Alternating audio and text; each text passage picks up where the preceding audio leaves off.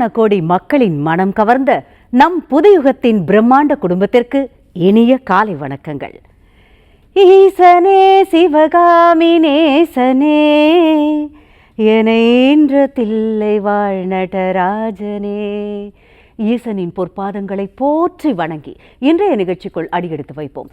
இன்றைய நேரம் நல்ல நேரம் நிகழ்ச்சியில் ஜோதிடம், ஜாதகம், பிரசன்னம், ஆதிகால பரிகாரங்கள் குறித்த பல சுவாரஸ்யமான தகவல்களை நம்முடன் பகிர்ந்து கொள்வதற்காகவும் உங்களுடைய கேள்விகளுக்கும் சந்தேகங்களுக்கும் விளக்கம் அளிப்பதற்காகவுமே நம்முடைய அரங்கிற்கு வருகை தந்திருக்கிறார் பாரம்பரிய திருவள்ளுவர் குல வம்சாவழி உதித்த பிரசன்ன ஜோதிட ஞானி டாக்டர் சுபம் மாரிமுத்து ஐயா அவர்கள். வாங்க அவரை வரவேற்கலாம். வணக்கம் ஐயா, நல்லா இருக்கீங்க? வணக்கங்கம்மா, நல்லா இருக்கேங்கம்மா. அனைவருக்கும் வணக்கம். பாரம்பரிய திருவள்ளுவர் குல வம்சம் பிரசன்ன ஜோதிடர் சுப மாரிமுத்து திருப்பூர்லேருந்து இந்த பதிவு உங்களுக்காக. ஐயா, வாரந்தோறும் நம்ம ஒவ்வொரு திதிகள் குறித்து நம்ம பார்த்துக்கிட்டு வரோம் ஐயா. இது வரைக்குமே நம்ம அஷ்டமி திதி வரைக்கும் பார்த்துட்டோம், அமாவாசை பௌர்ணமி உட்பட. இந்த வாரம் நம்ம பார்க்க போகிறது நவமி திதி குறித்து ஐயா. நவமி அப்படின்னா என்ன, அதனுடைய தெய்வம் என்ன, அதற்கான சிறப்புகள் என்ன, அந்த நாளில் பிறந்தவங்களுடைய சிறப்பு அம்சம் என்ன, அவர்கள் எதிர்கொள்ள வேண்டிய சவால்கள் என்ன, அதெல்லாம் தெரிஞ்சுக்கலான்னு ஆசைப்படுறோம் ஐயா. ரொம்ப சந்தோஷம்மா. அதாவது நவமி திதி இப்போது நம்ம லைனாக பார்த்துட்ருப்பீங்க. அதாவது பிரதமை, துதியை, திருதியை, சதுர்த்தி, பஞ்சமி, சஷ்டி, சப்தமி, அஷ்டமி, நவமி. இந்த 9வது திதி தான் நவமி. இந்த 9வது திதி நவமியாக இருக்கிறனால இதில் யார் கடவுளில் மெயினாக இருக்கிறாங்கன்னா, ராமர் நவமி திதியில் தான் பிறந்தார். அதனால தான் வருஷத்தில் ஒரு முறை ராம நவமி வந்தால் கோதண்ட ராமருக்கு அபிஷேக பூஜைகள் நடக்கும். ராமேஸ்வரத்தில் ராமநாத சுவாமிக்கு சிறப்பு பூஜைகள் நடக்கும். அந்த முன்னோர்களுக்கெல்லாம் அந்த பூஜை பண்ணக்கூடிய நாள் ராமநவமி. இந்த 9வது திதி, இதில் பாருங்கள், 9வது திதி மட்டும் இல்லை, 9 நவகிரகங்களும் 9ல் தான் நிற்கும். இந்த ராமருடைய ஜாதகத்தை என்னைக்காவது ஒரு நாள் நீங்கள் வாழ்க்கையில் பார்த்துருக்கீங்களா? ராமரோட ஜாதகத்தில் நிறையா விஷயங்கள் சொல்லுவாங்க. மக்களுடைய இதில் 5 கிரக உச்சம்பாங்க. அந்த உச்சன் பார்த்தால் பிச்சை எடுப்பாரும்பாங்க. அந்த பாரம்பரியமான வார்த்தைகளெல்லாம் அந்த காலத்தில் ராமருக்கு ஜாதகம் இருந்திருக்குது, ஆஞ்சநேயருக்கு ஜாதகம் இருந்திருக்குது. அப்படின்னா என்ன, மனிதனாக இருந்து மகானாக மாறினவங்க தானே ராமர். அவரை பெற்றவரும் அவருடைய மூலாதாரம் தகப்பன் தசரத மகாராஜா தான். அப்போ இந்த மூலத்திலேருந்து நம்ம எடுத்தோம்னா, நம்ம முன்னோர்கள் ராமருடைய ஜாதகத்தை நீங்கள் எடுங்க. ராமநவமியில் பிறந்துக்கிறவங்களுக்கு உண்டான பலன் இப்போ நான் சொல்கிறேன். அவருடைய ஜாதக கட்டத்தை நீங்கள் எடுத்தீங்கன்னா, உண்மையாலுமே அவர் மாதிரி கஷ்டப்பட்டவங்க இந்த உலகத்தில் யாருமே இருக்க முடியாது. அதுக்கு உதாரணமாக ஒரு விஷயத்தை நீங்கள் எடுத்துக்கங்க. 12 கட்டம் இருக்குது, 9 நவகிரகம் இருக்குது, 15 திதிகள் இருக்குது, யோகம், கரணம், கிழமை இருக்குது. ஆனால் ஒரு நல்ல ஒரு மகானுடைய வயிற்றில் பிறந்தவர் தான் ராமர். ராமருடைய சோதனையெல்லாம் நீங்கள் பார்த்தீங்கன்னா வித்தியாசமாக இருக்கும். பாருங்கள், ஜாதக கட்டத்தில் போய் பார்த்தீங்கன்னா அவருக்கு எந்த கட்டம் தான் நல்லா இருக்குன்னு நீங்கள் சொல்லுங்கள் பார்க்கலாம். எந்த கட்டம் நல்லா இருக்குன்னு சொல்லுங்கள், உண்மையாலுமே நீங்கள் தெரிஞ்சுக்கலாம். இப்போது லக்னம் என்பது ஜாதகரே. அவர் கிட்டத்தட்ட பார்த்தீங்கன்னா அந்த ஜாதகர் லக்னம்னா ஜாதகம் அனுபவிக்கணும் அல்லவா, இந்த உலகத்தில் எல்லா சந்தோஷத்தோடு அனுபவிக்கணும். அவர் எதையுமே அனுபவிக்காமல் 14 வருஷம் வனவேசமாக காட்டுக்குள்ளே இருந்தார். அப்போ லக்னம் கெட்டு போச்சு. 2ஆம் இடம் என்பது குடும்பம். சீதாதேவியை ராவணன் கடத்திட்டு போயிட்டார். அப்போ இவர் பிரிஞ்சிருந்தார். அப்போ 2ஆம் இடம் குடும்பஸ்தானமும் கெட்டு போச்சு. அடுத்தது 3ஆம் இடம் என்பது சகோதர வர்க்கங்கள், கூட பிறந்தவங்களெல்லாம் விட்டுட்டு காட்டுக்குள்ளே போயிட்டார். 4ஆம் இடம் தான் தாய், அந்த தாயையும் விட்டு வெளியில் போயிட்டார். 5ஆம் இடம் தான் குழந்தைகள், லவகுஷன்னு குழந்தைகள் பிறந்தது. அந்த குழந்தைகளையும் கூட அன்பாக கொஞ்சருக்கு இல்லாமல் அவர் வனவேசத்தில் தான் இருந்தார். அடுத்தது 6ஆம் பாவம் 1 மட்டும் அவர் சீதாதேவியை கடத்திட்டு போனதுக்கப்புறம் பிரச்சனைகள்லேயே வாழ்ந்தார். அது 6ஆம் இடம் சண்டை, வழக்கு, நோய், கடன், எதிரி. அப்போ எதிரி ஒன்று உருவாயிருச்சு. 7ஆம் இடம் மனைவி, அவர் இன்பமாக வாழ்கிறதுக்கு மனைவி கூட இல்லை. 8ஆம் இடம் தான் ஒரு மனிதனுடைய வாழ்க்கையில் ஆயுள். இந்த உயிரை வச்சுக்கிட்டு என்னைக்காவது ஒரு நாள் வாழ்க்கையில் நம்ம எல்லோரும் கூட சேர்ந்து வாழ முட்டோம்னு அவங்க எதிர்பார்த்தது 8ஆம் பாவம். அடுத்து 9ஆம் பாவம் தான் அப்பா ஸ்தானம். தசரத மகாராஜா இறந்ததுக்கு கொல்லி போடுறதுக்கு ராமர் வரல. அப்புறம் இறந்ததுக்கப்புறம் பரதன் தான் கொல்லி வச்சார். அதுக்கப்புறம் பார்த்திங்கன்னா ராமர் அதுக்கப்புறம் தசரத மகாராஜாவுக்கு பிண்டம் தர்ப்பணம் கொடுத்தார். அடுத்து 10ஆம் பாவம் தொழில், ஜீவனத்துக்கு வழி இல்லாமல் காட்டுக்குள்ள உட்காந்து வயிற்றை காப்பாற்றினார். 11ஆம் இடம் தான் மூத்தவர்கள், லாபஸ்தானம், அவர் எந்த ஒரு தொழிலும் அவர் செய்யலை. 12ஆம் இடம் தான் தலைமறைவு, அவர் காட்டுக்குள்ளே தலைமறைவாக இருந்தார். இப்போ சொல்லுங்கள், எந்த கட்டம் அவர் ஜாதகத்தில் சரியாக இருக்குன்னு சொல்லுங்கள். அப்போ இப்படி ஒரு ஜாதகத்தை நீங்கள் வாழ்க்கையில் பார்த்துக்கிறீங்களா?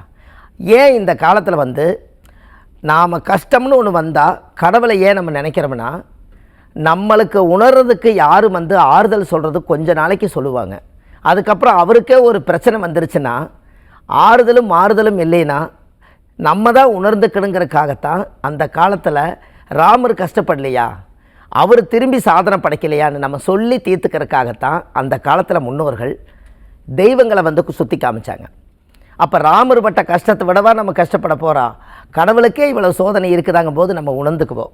இதுக்கு தான் அந்த காலத்தில் ராமாயணம், மகாபாரதம், பகவத்கீதை, சாதக அலங்காரம், குமாரசாமியம், உத்தரகால அமிர்தம், ஜோதிட களஞ்சியம், ஜோதிட சிந்தாமணி, இப்படி நூல்களெல்லாம் ஆதி காலத்தில் சித்தர்களெல்லாம் உருவாக்கி வச்சுட்டு போனதுனால இதை படித்து திருப்தி அடைஞ்சிக்கணுங்கிறதுக்காக அந்த காலத்தில் வச்சாங்க.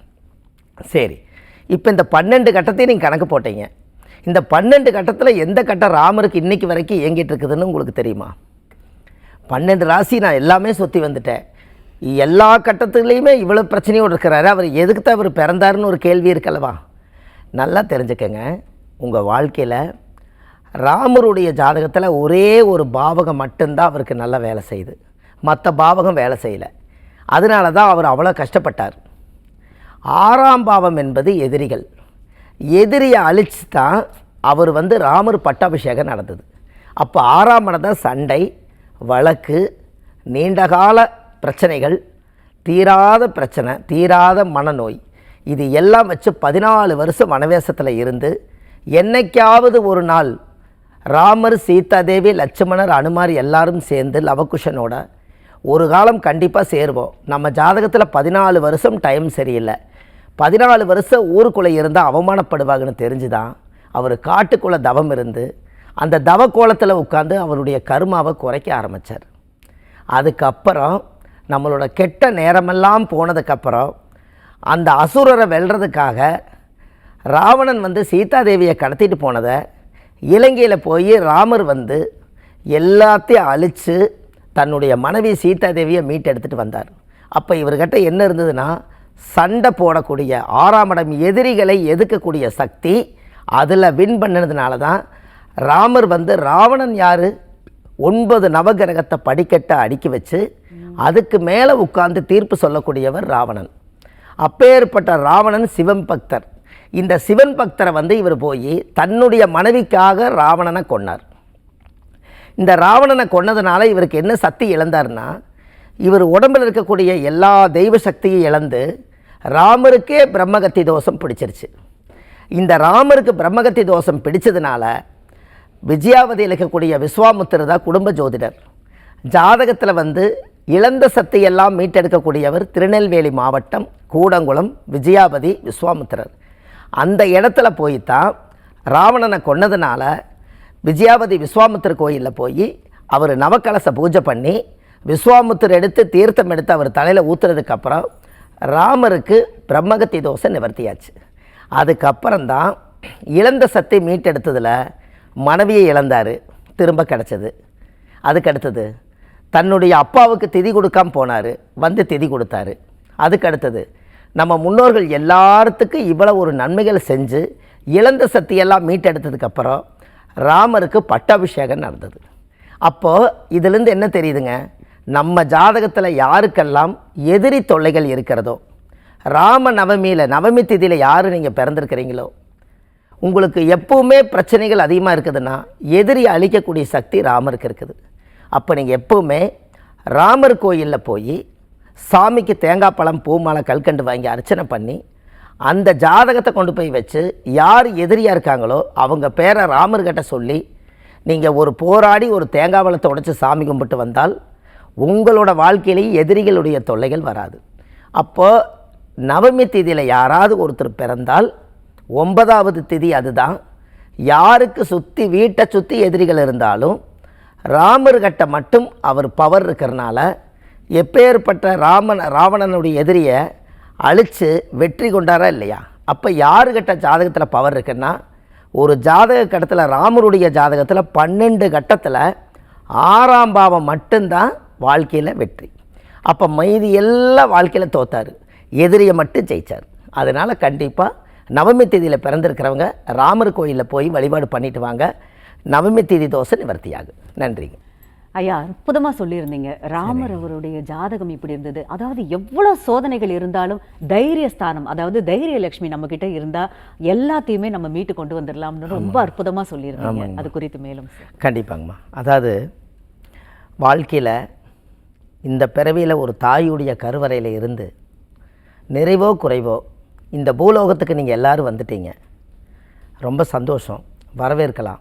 ஆனால் வாழ்க்கையில் ஒரு இடத்துக்கு போய் நீங்கள் கால் வச்சுட்டு வரணும். இந்த உலகத்தில் போட்டி பொறாமை இல்லாமல் இருந்தால் எதை வேணால் சாதிக்கலாங்கிறக்காக ஆதி காலத்தில் ராமருடைய ஜாதகத்தில் போட்டியோ பொறாமையோ, அவருக்குன்னு ஒரு எதிரி வளர்ந்தது ராவணன் தானே. அப்பேற்பட்ட ராவன் சிவன் பக்தரவே ராமர் வந்து கொன்று அவர் இழந்ததை மீட்டெடுத்திருக்கிறாருன்னா, அப்போ அவர் ராவணனுடைய ஜாதகத்தை விட ராமர் ஜாதகத்தில் வந்து ரொம்ப பவர்ஃபுல்லாக இருந்திருக்கா இல்லையா? அது அந்த காலத்தில் 5 கிரக உச்சம். ராமருக்கு 5 கிரக உச்சம் அப்படின்னா பாருங்கள். அந்த காலத்தில் ஒரு பழமொழி சொல்லுவாங்க, 4 கோள் உச்சமாகி நகரலோர் ஆட்சியாகி மால் உலக கேந்திரத்தில் இவர் ஜெக சக்கரவர்த்தியாமேன். அப்படி ஒரு ஜாதகம் பிறந்தால் அந்த நாட்டுக்கு ஜெக சக்கரவர்த்தியா, ஜெகம் என்பது இந்த உலகம், இந்த உலகத்துக்கே ஒரு நாள் சக்கரவர்த்தி ஆகணுமா. அதனால தான் அந்த காலத்தில் இந்த பழமொழிகளை மக்கள் சொல்லி வச்சுருக்காங்க. இதெல்லாம் பாருங்கள், தேட கிடைக்காத செல்வம். ராமருடைய ஜாதகத்தை எதிரிகளுக்கு நீங்கள் சண்டை போட போகும்போது ராமருடைய ஜாதகம் ஒரிஜினல் கண்டிப்பாக கிடச்சதுன்னா நீங்கள் பாக்கெட்டில் வச்சுட்டு போங்க, நீங்கள் தான் ஜெயிச்சுட்டு வருவீங்க. ஏன்? அவரோட அச்சரம் உங்கள் கையில் இருக்கல்ல, அப்போ நீங்கள் கண்டிப்பாக ஜெயிப்பீங்களா, ஜெயிக்க மாட்டீங்களா? அப்போ இதெல்லாம் தான் ராமருடைய ஜென்ம பூமி எதுன்னு கேட்டால் அயோத்தி. வாழ்க்கையில் காசி, எப்படி நீங்கள் வாழ்க்கையில் ஒரு முறையாவது காசியில் போய் நம்ம கர்மாவை தீர்த்துட்டு வரணும்னு சொல்லி காசி போனால் கர்மம் தீருன்னு சொல்கிறாங்க இல்லைங்களா? அதே மாதிரி உங்கள் வாழ்க்கையில் தீராத எதிரிகள் இருந்தால் ராமர் ஜென்ம பூமி எதுன்னு கேட்டால் அயோத்தி. அங்கே தான் அவர் பிறந்தார். அங்கே தான் சீதா தேவி அவங்களுக்கு சமைச்சு போட்டாங்க. அந்த சமையல் அறை இருக்குது, அவர் வாழ்ந்து தூங்கின இடம் இருக்குது. அயோத்தியில் வாழ்க்கையில் ரொம்ப காலமாக பிரச்சனைகள் ஓடிட்டு இருந்த ராமருடைய கோவில் வந்து இன்றைக்கி ராமர் ஜென்ம பூமியாகவே வாழ்ந்துட்டுருக்கு. இது எல்லாத்துக்குமே தீராத பிரச்சனை தீர்த்து தன்னுடைய பூர்வீகத்தை காப்பாற்றி வச்சவர் ராமர். அப்படின்னா பாருங்கள், எல்லாரும் விட்டுட்டு போயிட்டாங்க. இவருக்கும் பல நாளுக்கு அப்புறம் திரும்ப ராமர் ஜென்ம பூமியே அவருக்கு கிடைச்சதுனால இன்றைக்கி அயோத்தியில் இன்றைக்கி கோவிலில் ராமர் வந்து குழந்தையாக ராமரை இருக்கார். அதனால் அதாவது நவமி திதியில் பிறந்திருக்கிறவங்க கண்டிப்பாக அயோத்தியில் ராமர் ஜென்ம பூமிக்கு ஒரு முறை கால் வச்சுட்டு வாங்க, புண்ணியம் கண்டிப்பாக கிடைக்கும். இது இல்லாமல் எதிரிகளுடைய தொல்லை இருக்கிறவங்க அயோத்தி ஒரு முறை போயிட்டு வாங்க. 1.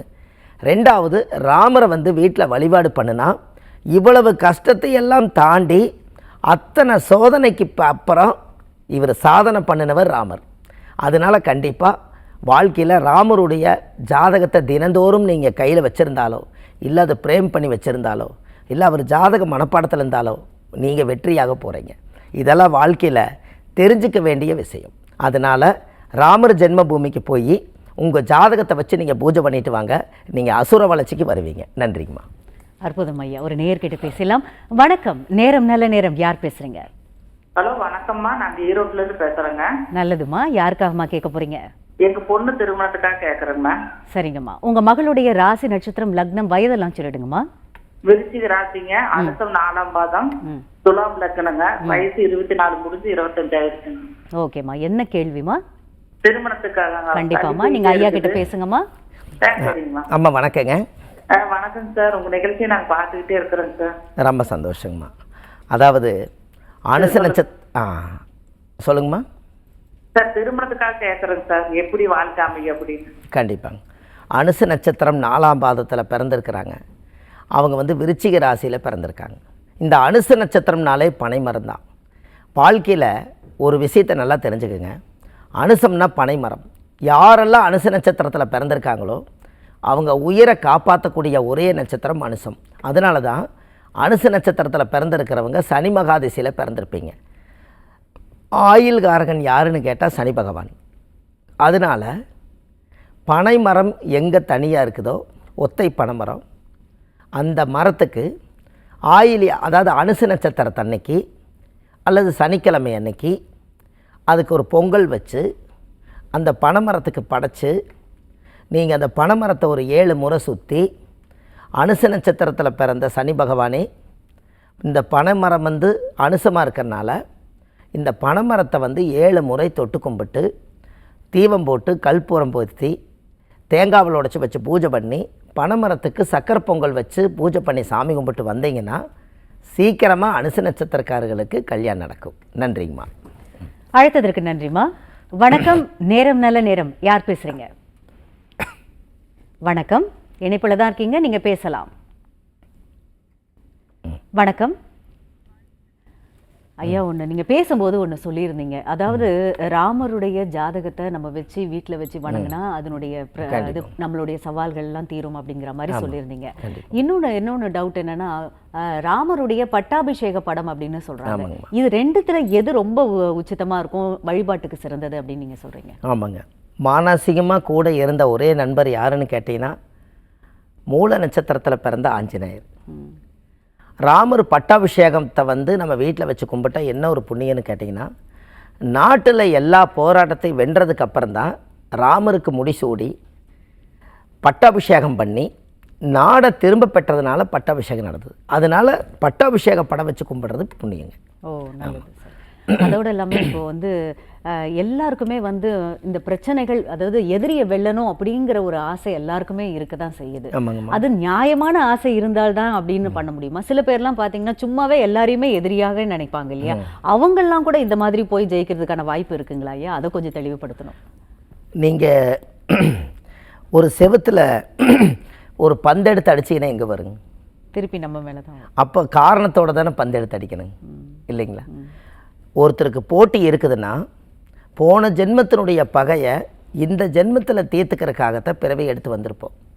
அப்போது அதனால தான் அந்த முற்பிறவியில் செய்த பாவங்களை இப்பிறவிலே சரி செய்யறதுக்காக ஒருத்தருடைய மனசில் இருக்கக்கூடிய ஆன்மா ரொம்ப வேதனைப்பட்டு தவறே செய்யாத ஒரு பிரச்சனைக்கு நாமளே போட்டிக்கு தயாராகிட்டோம்னா அது நம்ம ஜாதகம் வேலை செய்யாது. அப்போ எப்போவுமே என்னென்னு கேட்டிங்கன்னா, உண்மையான பிரச்சனையாக இருக்கணும், இப்போ சொத்து பிரச்சனையாக இருக்கணும், குடும்ப பிரச்சனையாக இருக்கணும், வாழ்க்கையில் போராடி ஜெயிக்கிறதுக்காக போராடி ஜெயிக்கணும்.